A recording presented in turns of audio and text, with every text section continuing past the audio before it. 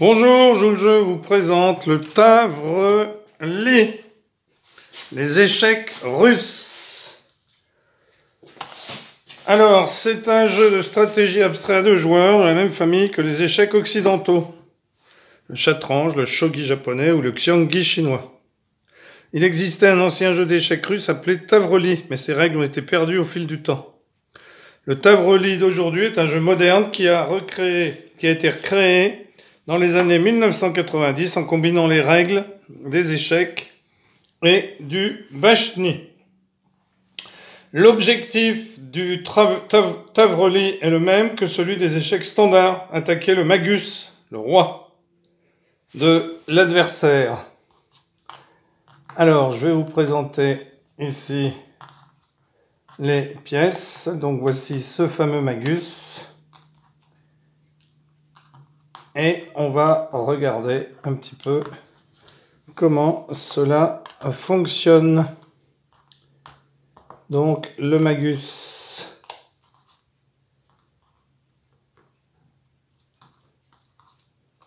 Pas le malus, hein, ni le magnus. Le magus. Alors, de manière, il faut attaquer le magus, de l'adversaire, de manière à ce que celui-ci ne puisse pas échapper à l'attaque et ne puisse pas la bloquer à son prochain tour. Donc au début du jeu, les joueurs possèdent 16 pièces. Donc les pièces, c'est le magus qui est ici. Ensuite, on a donc le magus blanc, le magus noir. Ensuite, on a un duc, le duc blanc et le duc noir. Ensuite, on a deux guerriers.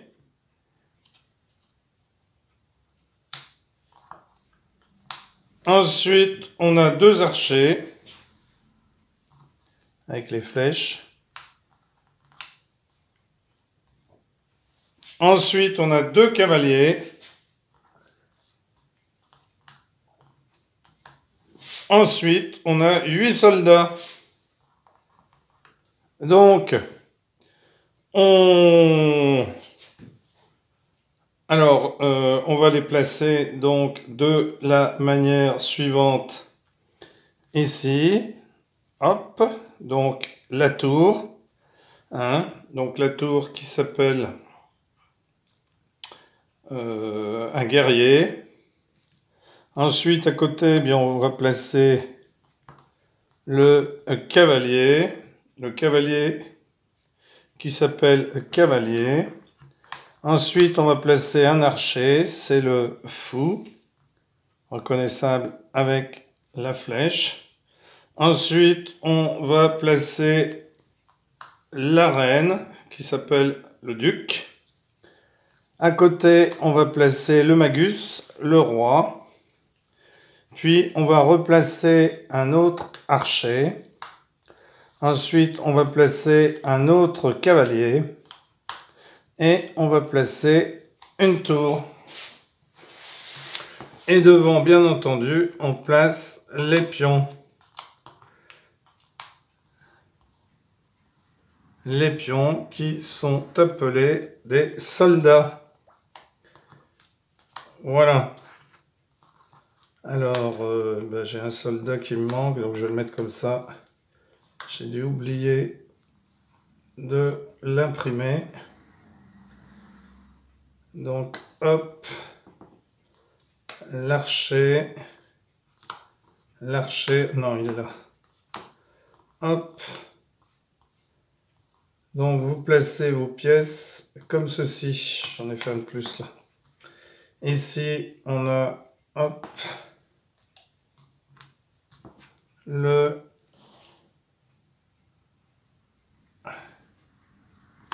magus et on a nos deux cavaliers. Ah, c'est un cavalier que j'ai pas fait. Si. Non? Ah, zut. Bon, je vais le mettre là, mais c'est un cavalier normalement. Ah, bon, je vais mettre celui-ci, mais normalement c'est comme ceci, un cavalier. Alors, j'ai dû me tromper quand j'ai fait les pièces. Alors, contrairement aux échecs classiques, les pièces du tavreli sont plates et empilables. Les rangs des pièces sont également indiqués sur leur côté, de sorte qu'un joueur peut voir la composition de n'importe quelle pile sans la démonter. Une autre différence par rapport aux échecs standards, c'est que dans le tavreli, chaque pion est promu à la pièce qui était derrière ce pion au départ. Donc si c'est lui qui est promu, bien, il deviendra une tour. Si c'est lui, ça deviendra un cavalier, etc. Bien entendu, sauf un roi. Cette règle fait qu'il est important de distinguer les différents pions puisqu'ils se déplacent d'une colonne à l'autre au cours d'une partie. Alors bien entendu, un pion, quand il prend, peut se retrouver là. Mais comme il est parti de la tour, eh bien, s'il est promu, s'il mange et qu'il arrive là, eh bien, il sera promu en tour, parce qu'au départ, il était devant une tour. Alors, vous avez dans le jeu le Elgi. Le pion qui commence devant le magus, donc celui qui est devant le roi, s'il est promu, il devient tout simplement un Elgi. Tout simplement. Alors, au départ, il n'est pas bien sûr sur le plateau. Donc, toutes les règles standards des échecs s'appliquent, incluant le roc et la capture en passant. Les différences avec les échecs sont tout simplement les suivantes. Lorsqu'un joueur capture une pièce de l'adversaire, la pièce capturée n'est pas retirée de l'échiquier, mais le joueur place sa pièce qui a prise sur la pièce capturée. Imaginons qu'ici j'ai un pion et je prends avec le pion, eh bien je me mets dessus, tout simplement. Alors, un joueur peut déplacer sa pièce sur une case occupée par une autre pièce lui appartenant. Dans ce cas, le joueur place la pièce déplacée sur la pièce capturée, de la même manière que pour les pièces de l'adversaire. Le soldat d'un joueur peut se déplacer sur une autre pièce lui appartenant par son mouvement ordinaire, une case en avant, ou en sautant 2 cases de sa position initiale, comme aux échecs. Dans ce dernier cas, la case suivante sur laquelle on saute doit être vide. Attention, aucune pièce ne peut être placée sur le magus.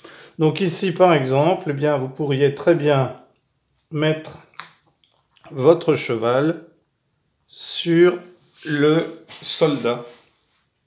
Alors, une pile appartient à celui qui possède la pièce la plus haute et se déplace comme cette pièce.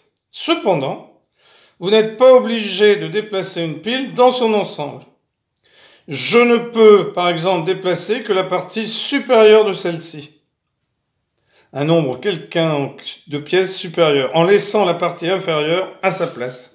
Donc ici, par exemple, je peux soit me déplacer avec le pion, le soldat, soit laisser le soldat ici, et me déplacer comme cela, par exemple. Alors bien entendu, on peut avoir plusieurs pièces les unes sur les autres. Et on peut les scinder, comme on le désire. Alors, lorsqu'un pion seul ou un pion situé au sommet d'une pile atteint la dernière rangée, il est promu. Il est promu à la pièce qui se trouvait derrière ce pion. Si un pion atteint la dernière rangée à l'intérieur d'une pile, c'est-à-dire qu'il n'est pas au sommet, par exemple, imaginons que le cavalier réussisse à aller sur la dernière ligne avec un pion en dessous, eh bien le pion en dessous n'est pas promis parce qu'il est sous le cavalier.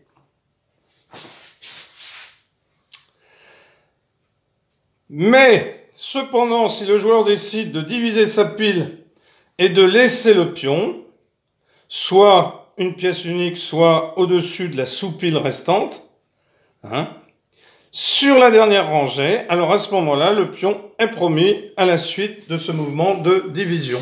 Alors imaginons que j'arrive avec mon cavalier sur la dernière ici. Hop, alors par exemple on aurait la tour aussi. Hop, on aurait hop, comme ceci. Et que ici, au tour suivant, je me déplace avec le cavalier et la tour, ici par exemple, eh bien celui-ci est promu. Alors il sera promu archer. Archer parce il était devant l'archer. Alors, ce que vous pouvez faire, c'est mettre sur les pions, si vous voulez fabriquer le jeu, c'est vous mettre le petit symbole, un petit symbole. Donc, je vais vous montrer un exemple ici. Eh bien, ici, vous pourriez mettre sur le soldat, le pion ici, vous pourriez dessiner en petit ou dans le V ce symbole. Dans le V ici, vous pourriez dessiner le symbole de l'archer. De manière à ce que vous vous en souveniez. Alors, normalement, c'est fait. Là, je ne l'ai pas fait parce que c'est un oubli de ma part pour les pions. Hein, donc ici, par exemple, vous dessineriez une croix. Ce qui veut dire que si ce pion arrive au bout, eh bien, hein, même s'il arrive ici, hein, en prenant, on peut réussir à arriver pas forcément en face. Donc, eh bien, on saurait qu'il serait promu en tour. Alors, le pion qui commence devant le magus est promu en aiguille. Donc lui, il serait promu en aiguille. Et ce Elgi, pardon, ou LJ, puisque c'est H-E-L-G-I, peut se déplacer comme une reine et un cavalier. C'est la pièce la plus puissante. Parce qu'il a la reine, le mouvement de la reine, plus le mouvement du cavalier. Lorsqu'un pion promu est capturé par n'importe quel joueur, il est rétrogradé en pion. C'est-à-dire qu'imaginons qu'ici, votre pion qui est arrivé ici sera promu en tour. Eh bien, s'il est pris, il redevient un pion. Hein, puisque s'il est pris, il va se retrouver dessous et il ne sera plus une tour, mais il redeviendra un pion. Et si un pion est ramené à la deuxième rangée dans une pile, il ne peut plus sauter de 2 cases. Bien entendu. Hein. Ce pion-là, dès qu'il avance, il peut avancer d'une case ou de 2 cases. Mais si le cavalier vient ici et repart ici, eh bien, il ne pourra plus sauter de 2 cases. Voilà, c'est tout ce que vous avez à savoir. La partie se termine par un mat ou un pat. Voilà. Donc, vous pouvez aller voir sur chessvariante.com les échecs russes. Bon, moi je suis pas bon aux échecs, alors je vais m'abstenir de faire une démonstration de partie. En tout cas, voilà, merci pour avoir suivi cette vidéo, merci à tous les gens qui s'abonnent, merci à tous les gens qui se sont abonnés, merci à tous les gens qui commentent, négativement ou positivement.